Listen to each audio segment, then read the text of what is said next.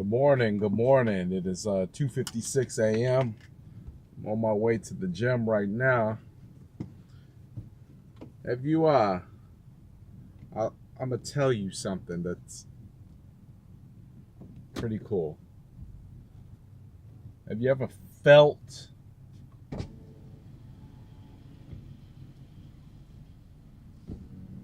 like every time, and I'm pretty sure anybody that looks at this is gonna be able to relate, but what I'm gonna say is only going to apply to a few, because sometimes the conversation that's had isn't meant for everybody's ears, which simply means is that not everybody's heart and their mind are equally opened up together to receive a word that comes into them. So what I'm going to say may not apply to you at this moment because it might not be the stage of the life that you're in. But have you ever felt like everything that you tried just was not working? I mean, the moment you found $10, a bill came in the mail for $20. The moment you are putting it together, the moment you are thinking that you got it figured out, literally the ground is removed from up under you. The air is completely knocked out of your wind. That's happened to me. It's happened to me a lot. And I'm not just talking about money. Because I've had money and all those things were happening. I was in a situation, in a relationship where I was making money, but yet the relationship was literally toxic. So what I'm saying, you can apply to any aspect of your life. It's never about money. Money is the byproduct of the work that you do. That's it.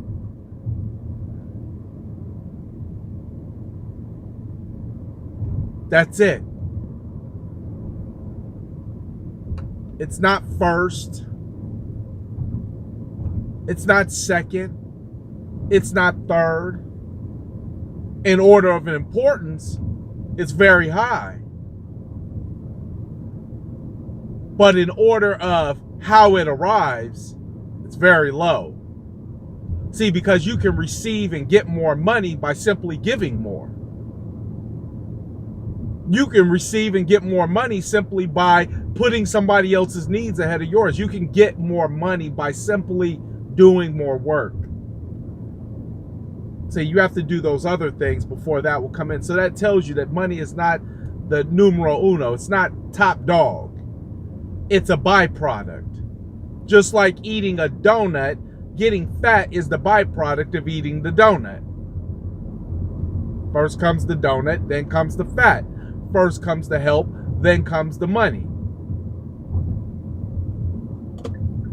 But literally had yourself in a situation where the wind was knocked out.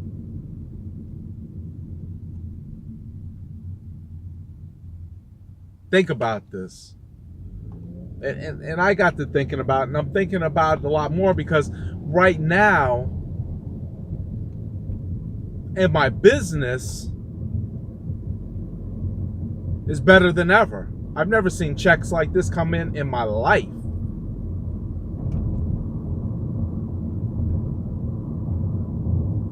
My relationship, I never could have imagined. But see, through that process, I didn't do a whole lot of complaining. I accepted it. I understood that it was a part of the weaning. I understood that it was a part of the maturing, the cultivating process.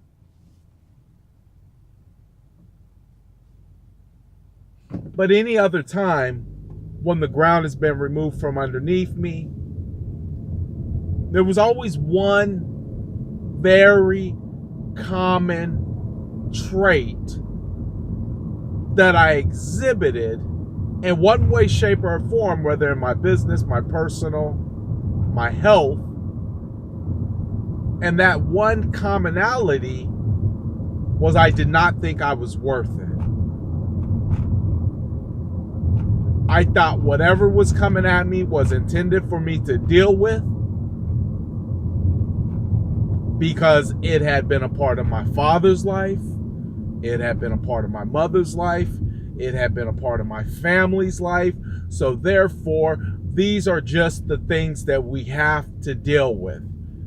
When you look at Leave It to Beaver and The Ward and June and their relationship and their family, you think that that's just TV made up crap. We're more like Married with Children.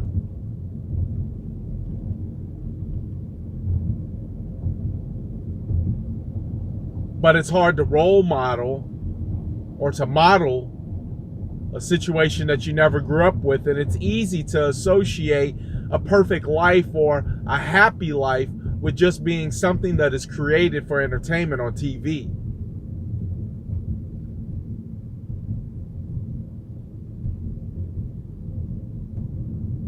But I challenge you to believe that it's more than just TV.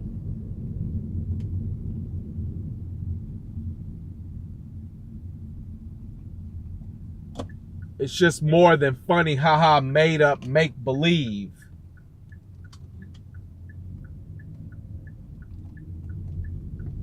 But consider something. Do you think you're worthy? I mean, now I sit down at the table, doing a $500,000 deal, and I believe I deserve to be there. Matter of fact, I believe so much. What was this card that I got? This is funny. I picked this up. It said, proud but not arrogant. Proud but not arrogant. I'm probably perceived sometimes as arrogant. No, I'm very proud of where I've come from. So when I sit down at the table, I'm not sitting down as if I'm waiting for somebody to consult me or I'm waiting on somebody to give me permission to advise. When I sit down at the table, I'm ready to advise. I'm ready to take control. I'm ready to take command. I'm ready to lead this. And sometimes when you're leading it, you don't have time to do a whole lot of please and thank yous in the midst of it. So you kind of got to warn your client, hey, listen, this is what we're going to do. You might feel a certain kind of way, but we're intending to get you the results that you've hired me for. Versus the old me would have sat down and, hey, do you think we should do this? Asking opinions all over the place. Not believing that this was for me. Right? Not believing that I was worthy.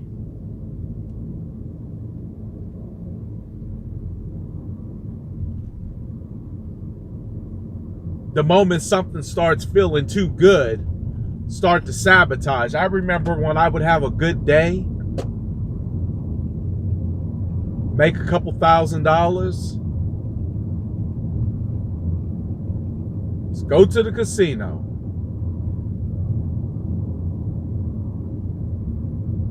Tip the waitress more than I should, drink more than I should, stay at the table longer than I should.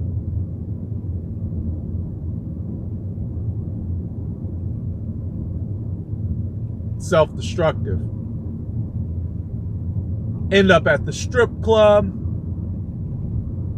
spending more than I should, drinking more than I should, driving when I shouldn't. Self-destructive.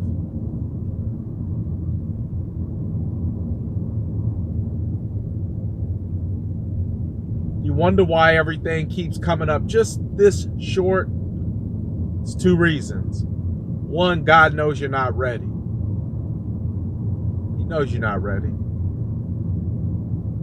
I'll give you a couple examples on how I know when I'm ready for the next level. Am I ready to get rid of the people around me who are not benefiting, who are hurting me by their words, by their lack of action?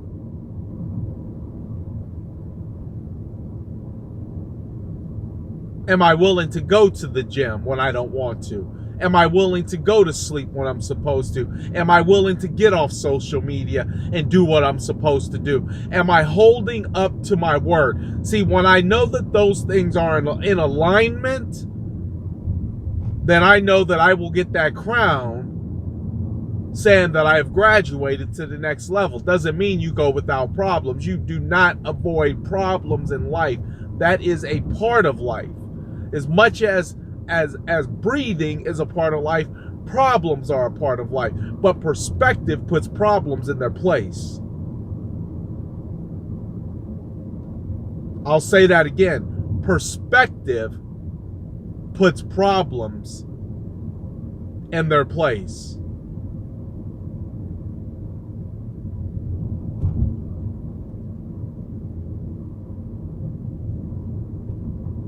And you just know.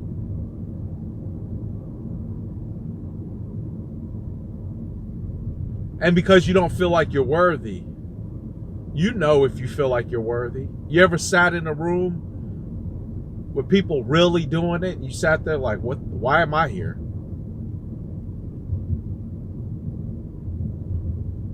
What do I have to contribute?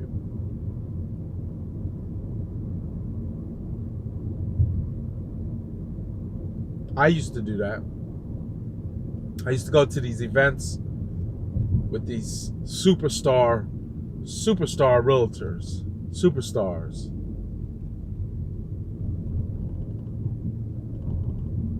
Superstars. And I would be scared to even approach them, to even talk to them, to even go up to the front. I would sit just far enough up front to feel like I was there, but not to feel uncomfortable in there.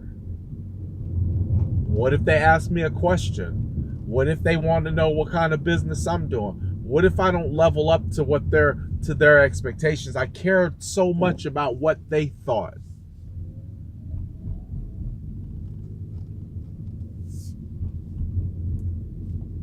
That I never once sat back and just considered something really, really quick, which was, why do I care what you think? All right, you know, I'm not saying that in an arrogant way. I'm saying that in the way that you have to have that you have to have that way of thinking. You have to have that way of thinking if you're going to get past your own insecurities. Because nobody's going to ever reaffirm the greatness inside of you like you will for yourself.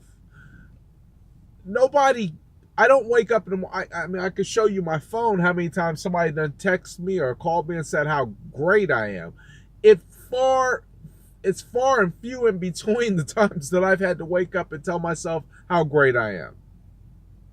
If I wait for somebody else to pat me on my back, how long do I have to hold up for that validation in order to feel like I'm worthy to handle this next level?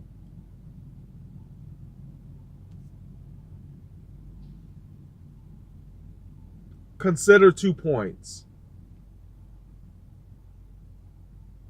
If you're not willing to let go of your old ways, you're not ready for that next level.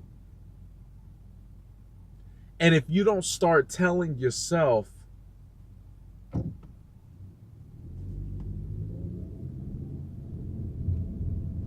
why not me? Why can't I be rich? You know? Why can't I have a fantastic body? Why? Why can't I have a great marriage? Why? Why not me? Why everybody else? Why not me?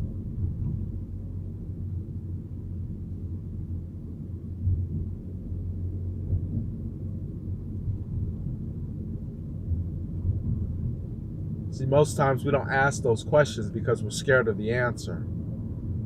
The reason why not me is because we're not willing to move past who we think we are and start reaffirming and confirming who we really are, what we're here for, what your purpose is. Because your purpose might not be like my purpose, and that's fine. That's what makes us great. That's what makes us unique, is that we all can have a different purpose. But until you're willing to let go of some of those old things, prepare to stay exactly where you are, coming up this short every time, looking around and being envious of other people who are actually doing it. And instead of asking them the question, how did you get there, and being so critical of them and judgmental of them, you could simply just ask them, how did you get there? And I guarantee you can't get there without sharing that with somebody else. And that's why I do these videos every single morning, is because I'm journaling and I'm showing you what I'm willing to do every single day.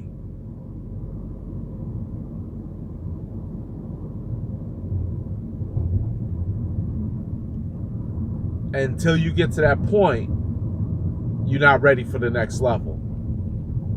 And that may be up here, that may be right here, or it could be right here. Either way, you're not ready for the next.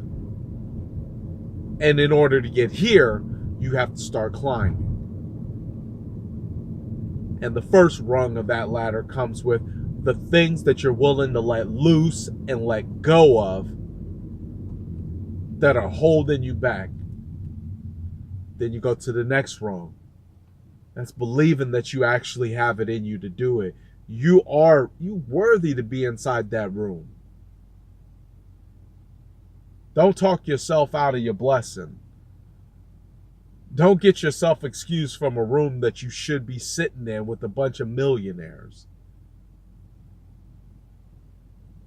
And don't be scared to talk, because you have no idea what you have to offer. What you might say might change their life. But remember, proper perspective puts every problem in its place. You just have to be willing to make that decision, that choice.